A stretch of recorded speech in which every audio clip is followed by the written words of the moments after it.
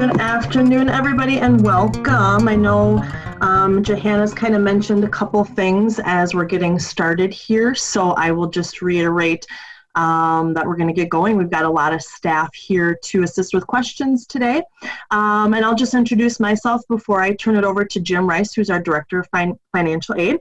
I'm Stephanie Holland. I'm the Recruitment and Retention Specialist for our technical programs here at Ridgewater College. You've probably gotten a couple emails from me about this and other workshops, but there are also a lot of staff, both from all from advising, our business office, and our financial aid office today to assist with questions or concerns. So again, please feel free to private message any of us, put them in the chat. You definitely don't have to, but if you have questions that are bubbling up as we're presenting today, feel free to throw them in the chat so we can get them answered in real time. You can certainly follow up with us afterwards, and I will put the contact information for myself and my colleague Johanna here in the chat. Just a note, we are recording this today, and so we will have this up on our website probably within the next several days. So if you want to review any of the information, it will be on the same website where you registered for these workshops. But again, I will go ahead and throw that in the chat here as well. Also, just a note, we have one more workshop in this series next Wednesday, same time at noon. You will have to register in advance. And that is on D2L, and just a reminder on email. So if you guys have questions or concerns about any of those, please feel free to register for that as well. I think that's all for sort of our announcements. It might not take the whole hour today. We'll just kind of see where things go or what questions kind of pop in. But again, questions don't have to be asked. You can just sit back and relax and kind of follow along with our presentation today. So with that, I will mute myself and turn it over to Jim Rice, our Director of Financial Aid.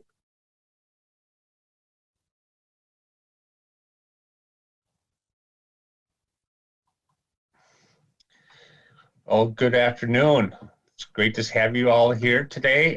We are now just 12 days away from school starting, so we hope that these information sessions will help you be better prepared and ready to start school that week from Monday. So we're going to kind of go over a couple different things. I'm the Director of Financial Aid here at Ridgewater College. I have staff that are also going to be here.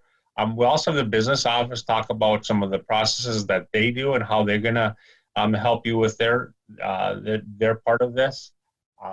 So I'm going to start off with this basic PowerPoint about all things financial.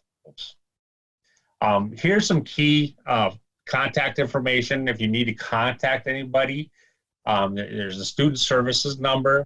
Of course, we have a business office on each campus that you can call. And then general financial aid questions, or you can do a virtual appointment on Ridgewater Financial Aid part of the website. I'll show you another screen of that as I go through this process.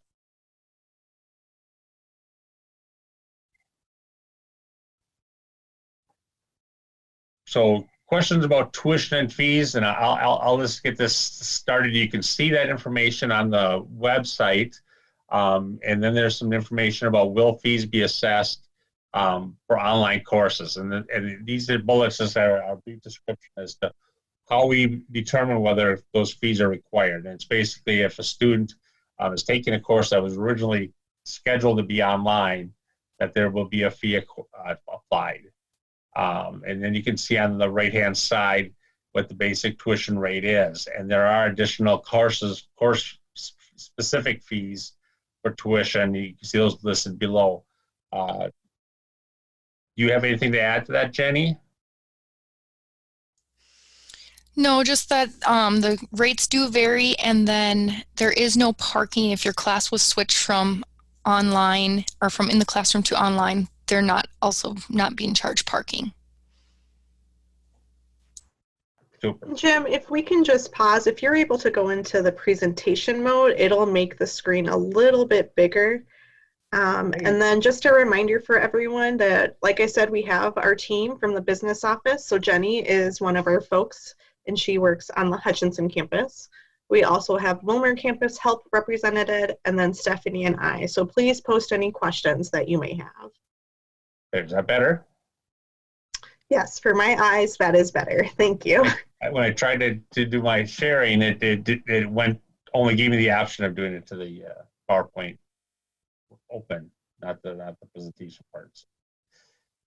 So we're going to talk a little bit. I'm going to spend a little bit of time talking about the FAFSA. I would hope at this point maybe you have fill out the FAFSA, but if you haven't, it's not too late. We can still get that FAFSA information in and help you all for fall. Some of the things that you need when filling out your FAFSA, you're going to need your Social Security number. If you are a non-resident, you need your alien registration. And you also need your 2018 tax returns and W-2s. These are the information that's going to go on that FAFSA. So having that handy is going to be very important when we're filling out that FAFSA. And then bank statements and records of investments. Again, you want to have information regarding that. If you have untaxed income, if you work odd jobs that you didn't get a W-2 for, you want to have that information. And the biggest thing is you want to create that FSA ID. That is the first step in applying for financial aid, really to go through that process and create yourself an FSA ID. And you do all that at www.fafsa.gov. So that's the website you go to, and you can see a screenshot of that. There is also an app that you can do it on the phone. You can download it to your phone. Honestly, I've not spent a lot of time on that, but I think students that have done it have found that it has worked. It's a little bit different, but the questions are the same. It's just the different formatting because of the phone way it's presented. For new people, the FAFSA, if you haven't applied, will take probably 15-20 minutes if you have everything. But if you don't, it can take a little bit more time. Jim is our director. Leanne, I can see from financial aid, is also here. And so just make sure that if you haven't started this, that you get something on file by gathering this information, and then you can always schedule an appointment. So, see here. And then the FAFSA is going to give us the basic information to be able to award you financial aid for the federal and state programs. So that is the starting point for basically all the stuff that we do in my office with the financial aid programs that we deal with starts with that FAFSA. Also, you can fill out an application. If you are an undocumented student, you may be able to fill out under the Minnesota DREAM Act. And there's information on how to apply for that at the OHE website. You can see that listed here. They'll walk you through, and it's basically a version of the FAFSA. So the same type of information is going to be needed on that, but they'll walk you through that FAFSA. And Gihanna is the prime person who helps those students. If you have questions, she can help you out with how the information goes on there, or the financial aid office. But it is something that is available. Again, the criteria is attended Minnesota high school for at least 4 or 3 years, graduated from high school, and is registered with selective service. If you're not a resident and you meet those criteria, you can still qualify for some state financial aid. So it's really important that you take advantage of that to try to use that to help pay for your educational expenses. So, Gianna, do you have anything else you want to add on that? No, like I said, or like Jim said, I would be one of your contact folks for this. Our financial aid team can help too. The DREAM Act, unlike the FAFSA, cannot be saved and then returned to complete it. So we're going to want to make sure you have all your same information like you would for the federal FAFSA, and then we're going to enter that. So if you do think you might qualify and you want to look into applying, then please let me know. Typically, a Minnesota DREAM Act student will also set up a payment plan. So I'm going to want you to make sure and contact me so I can help you with this application, and then we can talk payment plans if we need to.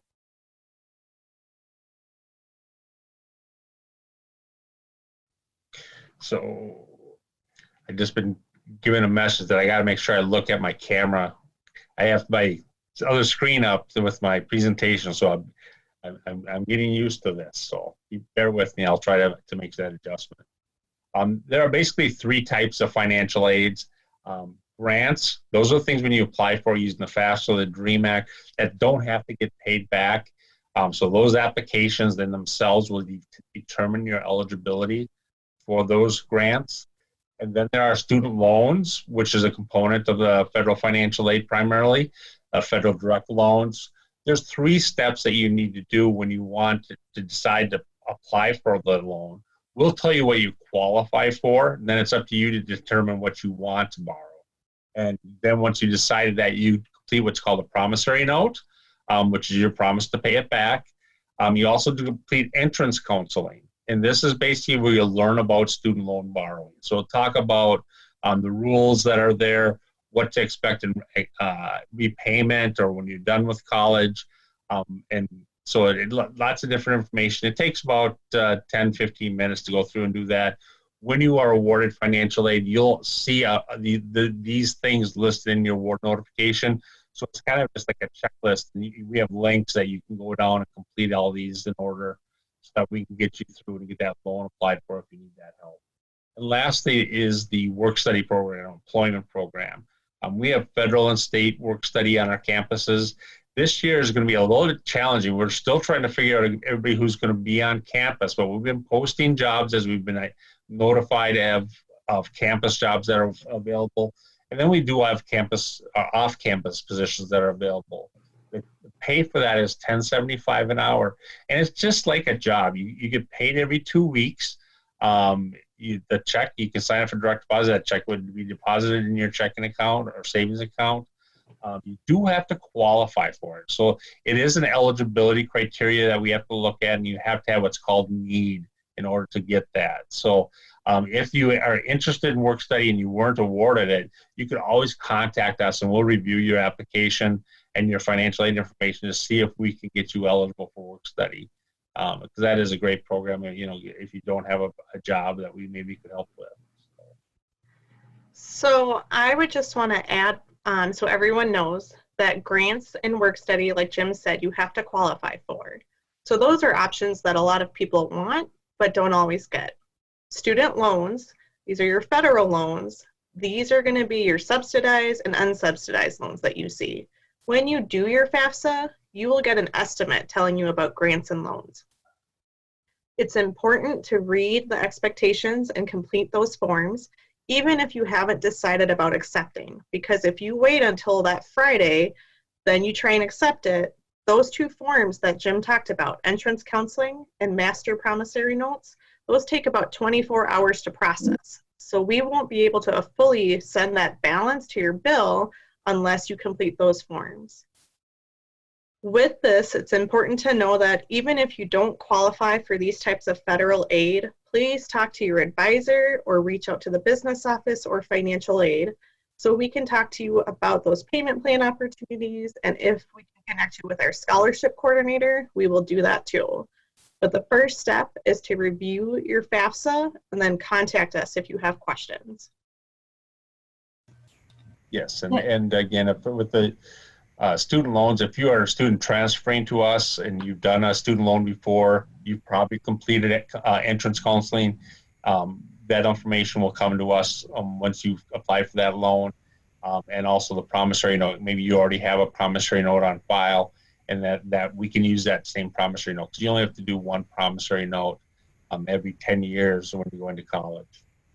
Jim, do you mind if I add just on the grants, just so people are aware, it is true you do not have to pay them back as long as you successfully complete, just to throw it out there for people. Yep. Basically what Christine is alluding to there is financial aid. Federal financial aid has a lot of rules, but one of the rules is that basically it means that you earn your financial aid as you attend. So if you went into a semester and you only got 30% into the semester, you will have only earned 30% of your financial aid for that semester.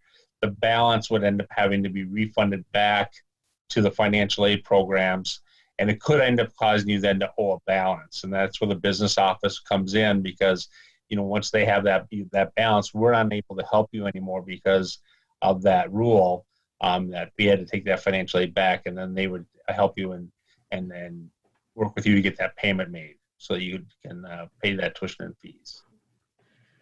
So what we want to see is what we would call, or what I would call, this is a Johanna statement. So I'm an academic advisor at Ridgewater. I always tell my students, we want to see that you're doing a good faith effort. We want to see that you're logging in. We want to see that you're participating and that you are attending your courses. If you just show up for one day and then you disappear, then you're going to owe back that grant money because it was gifted to you so you could pay for your education. If you are truly making an effort, you are attending, and you still are not successful, you would not have to pay that money back. But you're only allowed so much grant dollars in your educational career. So we still want to see you aiming for that effort to pass all your classes and attend regularly. So besides entrance counseling, we have a lot of resources available online for students. This is from Grad Ready, an application that we use, and basically it's a free personal finance software. It will walk you through to learn a little bit more about money management. You can walk through that. It's a great resource again to help budgeting. I mean, that's I think one of the biggest things we see as people that work at the college. When students struggle, a lot of times it is because of the finances. You know, all of a sudden having a bill that you didn't think was coming, and so you're having to work more, and you're having to balance all this stuff out. It does cause stress. And so always having a plan is really important to be successful in college. So, take a look at that information. It can really be helpful in getting you off on the right foot when you start college. When we are processing student loans, you can apply for a student loan, at any time after we've awarded it. If you don't need it for tuition, you don't have to apply for it. But if you find out you need it later on because of a bill, you can come in later and apply for that loan at that time. Expect that it's going to take about 3 to 4 days to process that loan once you decide to request it if it's during the semester. So that's really important. And then anything that is dispersed to you after tuition and fees, anything that you have, financial aid, in excess of your tuition and fees, will get dispersed to you. And our first disbursement for that is the 10th day of the semester, 10th business day of the semester. So that's when you're going to be looking at if you have we call them overages, but that means money left over. We're going to have that applied to your account. We really want you to sign up for direct deposit. It's the fastest way for you to get it. Then it will probably be in that bank that 10th day. If you don't sign up for direct deposit, it could take 2 to 3 more days, depending upon where you live or where your permanent address is, to get that check. And again, the business office mails that to your permanent address, I think. Is that right, Jenny? Yeah. So make sure you allow that when you're signing up. Understand that direct deposit is going to get it in the fastest. So we do highly encourage direct deposit, like Jim said. You're going to need your routing number and your account number, and in e-services, it will walk you through how to set that up. If you need to update your permanent address, please let Student Services know, or in e-services, make sure you have that updated. Unfortunately, we have had students who have both permanent and local, and then their check does not get mailed to the address that they're staying at right now. So we need to make sure you have your permanent address if you're doing a check, but preference is direct deposit. If you have questions on budgeting and accepting your loans, we can talk to you about looking at your bill, looking at the cost of your books, and then help guide you towards what you should accept. If you do not need to accept all of your loans, we do not want you to do that. It's very easy for a student to click accept, accept, accept, but like Jim said, you can always accept additional amounts later. So my advising recommendation is always accept what you think you're going to need. We'll try and budget and plan ahead, but don't take it all out unless you absolutely need that. If you need to pay for your living expenses, a computer and whatnot, that's what that money is for. But if you're able to work and you're able to go to school and be stress-free and manage that, that is going to be our preference for you. So just please let us know if you have questions. We won't tell you the dollar amount to take out, but we can at least support you in understanding what you're doing. Again, using that Grad Ready is going to be a great resource. And then when you do your entrance counseling, that's part of those questions they have you think about. Yes, very, very important. Again, to be successful, you really need to have a good plan, and follow that. And if always things are going to change, but you got to have those contingencies in your plan. If you need help with your financial aid, we do have the ability for doing online bookings. I think we had that website up before, but this is the screenshot of what it involves. You can go out there to our website, Ridgewater.edu, under financial aid, and it's right now. It's also one of the main pictures that rolls across the screen. But you can click on our virtual meetings. So go ahead and feel free to book a meeting with us if you have help with FAFSA or veterans or special circumstances. You can book those meetings, and then we also always have the phone numbers there because we can always help you on the phone as we go through it. We like to have the bookings for the FAFSA because we can exchange views of the screens and we can actually see what you see, and that makes it a lot easier for us to help you. In this day and age, it's kind of nice that we have the technology to do that.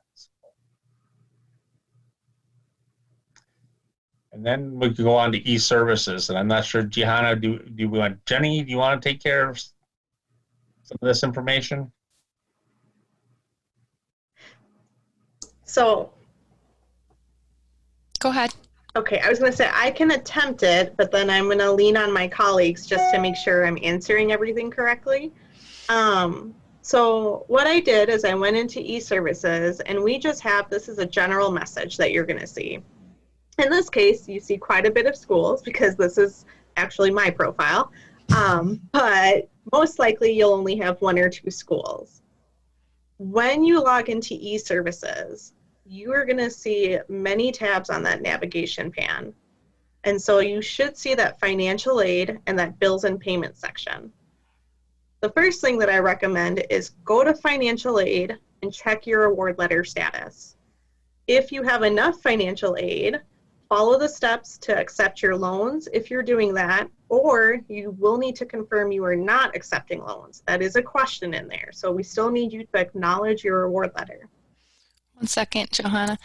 And also, when you go into your financial aid, you'll need to know how many credits you're taking. A lot of time when students call, they don't understand that the award letter is different at each credit level. So probably a step back would be looking at your registrations and looking at your award based on the number of credits you're taking.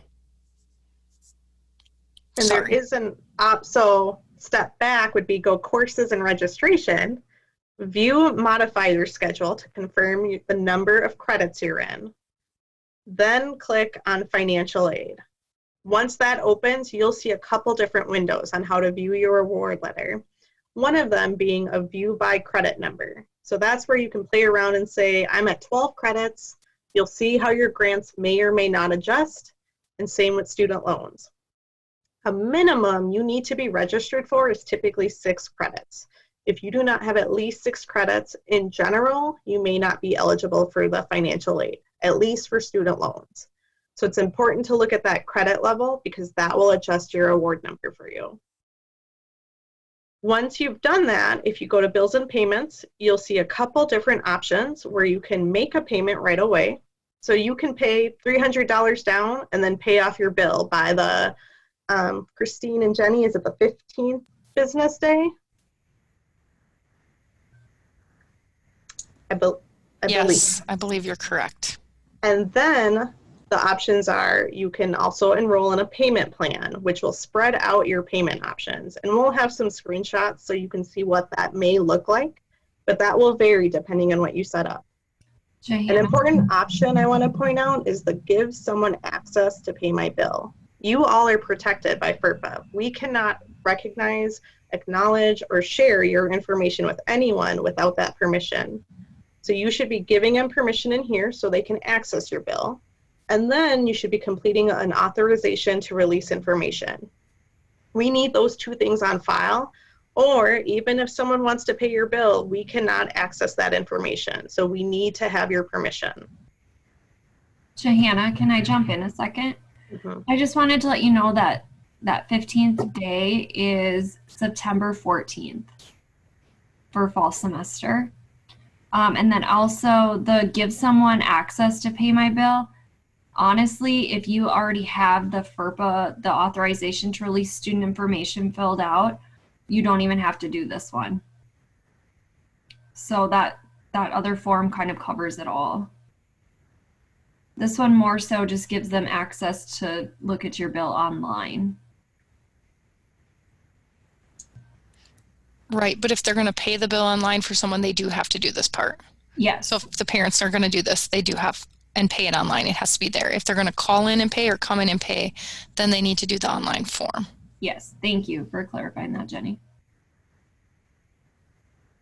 So, and Okay, then so of course the I was just going to add one more piece. An issue we've come across not too often is because we're one big system, we have 37 colleges. Sometimes you might be taking classes at another school. You should pay per institution, not pay one lump sum. It's just kind of a IT behind the scenes type of situation. So to make sure your bill is addressed at each school, make sure you're paying per institution and not one lump sum. Our business office, if you want to add to that, I know that that's caused some hiccups in the past. They claim it's fixed, but I would recommend doing what you're saying, paying each school individually, because there's still some hiccups where it does get put on your account, but it's taking a couple days to catch it. Do we also just need to note the balance that you're seeing right here is not including your financial aid. So this $404, if Johanna was getting a $200 Minnesota grant, she would just have to subtract that off in her head and then pay $204.96. So that does not get applied until September 1st. Right, so on the next screen, we should have some additional information for you. So this is, again, e-services. When you click on financial aid, you can see all the different viewing options. The two that I've pointed out as a highlight is, again, knowing that direct deposit, and then that loans tab, because that will tell you to indicate how much loans you want to take out, how much money. And then it will also tell you to complete those forms if they're not on file. So if you are a brand new student and you just graduated, if you're planning to use financial loans, you have to do these forms. For the promissory note, I believe you need 2 references, and they cannot have the same address. So just as you prepare for that, make sure that you have that information. You're going to log in with your FAFSA ID info. So when you go to studentaid.gov, it will prompt you to log in or retrieve that information. So I see a question about if tuition is due August 28th, how do I pay with financial aid? So if you complete the necessary steps, accept your loans, if you have your financial aid fully processed, then once that date has passed, that's what we call our add drop week. So we need to make sure your schedule is finalized before we pay out that financial aid. Then your bill is taken care of. That's automatically applied to your bill. And if you have any remaining funding, then that'll be sent to you through that reimbursement process that Jim referenced. Right. And also, if they owe anything, they just pay the difference by August 28th, not the full balance. So if your financial aid doesn't cover your full bill, just pay the difference by August 28th, not the full bill. Or set up a payment plan for the difference. Or, yes, sorry. Okay, so here's a screenshot so you can see what that kind of looks like. This is specific to setting up a payment plan. You'll see a different option under make a payment if you were to not do a payment plan. Before you are taken to the Nelnet website, you will be prompted to plug in if you know you're staying at 12 credits and you're getting $1,000 in the Pell Grant. You can put that under that less estimated financial aid. But if you don't, it's going to factor in your full bill. And Nelnet payments are automatic payments that come out. So it's a third-party company that we partner with. On the next screen. And just back on the last screen, sorry, you can add your books in there for additional term charges. You can add your books in, and if you estimate incorrectly, we do adjust your payment plan to match what your actual bill is.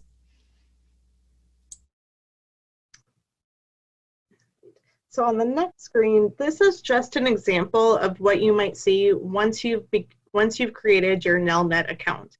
It'll let you know what payment plan options you have. So the earlier you register, the more options you may have. It will tell you what's required for a down payment and how much is going to come out. These are automatic payments, so you want to make sure you have that funding and always plan ahead for a few days flexibility in case there's ever any holidays or if your bank or whatever the case may not pull that money right away. An important piece to point out is there is a $24 non-refundable fee. And so let's say you enroll, you set up your payment plan, and in the first week of classes, you decide 12 credits is too many. You can drop courses. We'll work with Nelnet to make sure they know this because, again, they're a third-party company. So I always encourage students to contact them and verify their credits.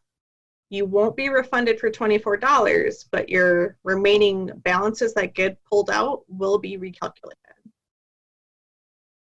Christine and Jenny, did I explain that?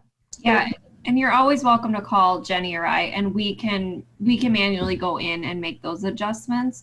By calling us or letting us know, it kind of gives us a heads up so we can get it done before running the automated process. So I myself was the first in my family to go to college.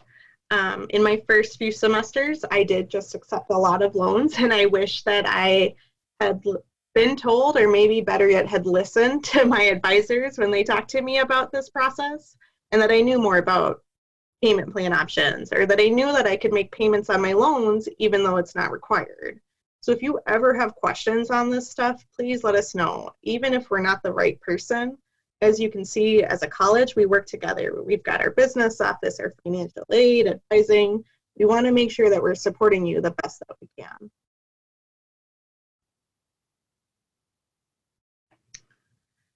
So then, just some quick reminders is you can charge your bookstore materials. So that's one of the benefits of ordering your books through the bookstore website is you can charge up to $1,000. Hopefully you do not need to charge that much. We really encourage using those used books and those ebooks if those are going to be more affordable for you. You can charge up to, I believe it's $50 if you need like a backpack or supplies. And there will be an option on the bookstore website that says charge against financial aid. So that goes back to what Jenny talked about knowing what your bill is, knowing that estimate so that you know what type of financial aid you'll have available to charge for materials. The due date is for fall semester right now. So even though we enroll you for fall and spring semester, you need to focus on, really you want to have a plan for the full year, but the Friday, August 28th is specific to fall semester.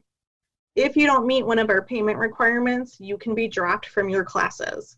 So if you don't have a FAFSA on file, if you don't have a down payment, if you don't have like a employer or third-party payer, please let us know. There's a handful of options to meet this requirement. Typically, you should be focusing on that FAFSA. If you have that FAFSA, you should be fine from getting dropped. We still want to make sure everything's complete. We still want to make sure that your bills get paid off by that September deadline so that you don't have any fees. But typically, if you focus on FAFSA, you will not be dropped from your courses. And then the last piece I wanted to highlight is if you received a scholarship outside of our Ridgewater Foundation, please make sure to notify our scholarship coordinator, Stephanie. If you have a check, and Christine and Jenny, maybe you can help me with this in case I'm saying it wrong, but if you have a check from someone, so let's say you have the Boys and Girls Club and they have a check for you, they can send it directly to Ridgewater, but we need to make sure and have your student tech ID. Johanna, all those checks go to the foundation. Okay. The business office does not handle any scholarships. So correction, any type of scholarship, please contact Stephanie in the foundation office or have it mailed to her. She is our coordinator for both campuses. If we do receive them in the business office, we just give them to Stephanie in the foundation. All right. And So I'd like at to this, add too about third party. If you have other funding coming in from third party, like jobs and training or DRS or any outside agency, you want to make sure you get that information into our business office so that they can be able to recognize that and work with that to help that pay tuition and fees.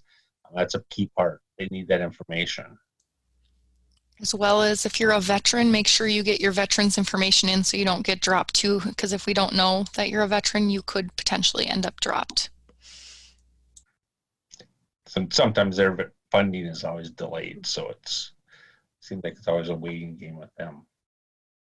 so the biggest piece I can stress is communicate with us, because there most likely is some type of process in place where we can help you avoid being dropped. Again, on the screen, you have our general student services. You have business office contact info per campus, financial aid questions, and again, they are taking virtual appointments. So please just let us know. I can see in the chat box, Christine did provide Karen Stuhlen's contact info, so she's our third-party coordinator. So if that applies to you and you're not sure where you're at in that stage, please contact Karen so we can make sure we have everything we need.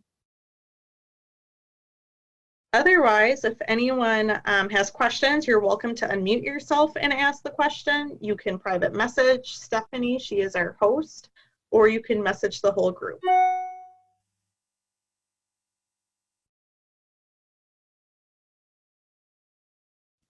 Okay, well, I just want to really re-emphasize, please contact us. Let us know what questions you may have.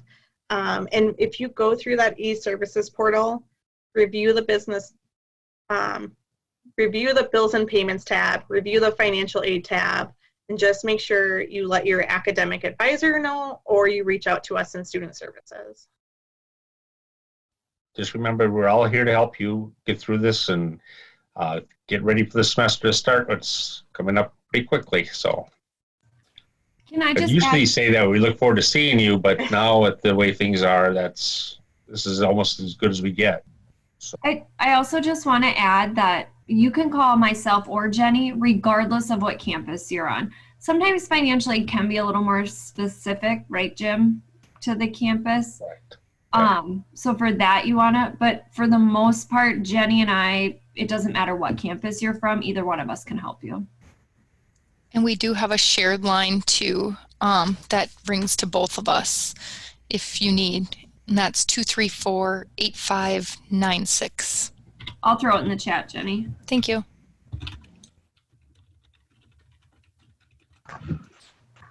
And just as a quick side note as well, after today, I will be sending out the presentation that they used to go through things today, as well as a couple helpful links and some contact information too. So don't feel like you have to have had everything memorized. It's a lot of information. A lot of us here to help and support. So again, all of this information will be coming to those in attendance and who RSVP'd later today or tomorrow. And again, I'll be sure to provide some contact information too. So, and again, you can always reach out to me. I know I've been the one who's kind of been emailing and coordinating RSVPs, and I don't pretend to know everything about business office or financial aid, but I can certainly connect you with those who do. All right, well, I'll hang out in the Zoom room for a little bit in case anyone wants to ask a question more privately, but otherwise, that's kind of all we have for you today. So classes start soon. Get your books ordered. Make sure financial aid is in place. And don't forget to ask us any questions. We really want to help you if we can.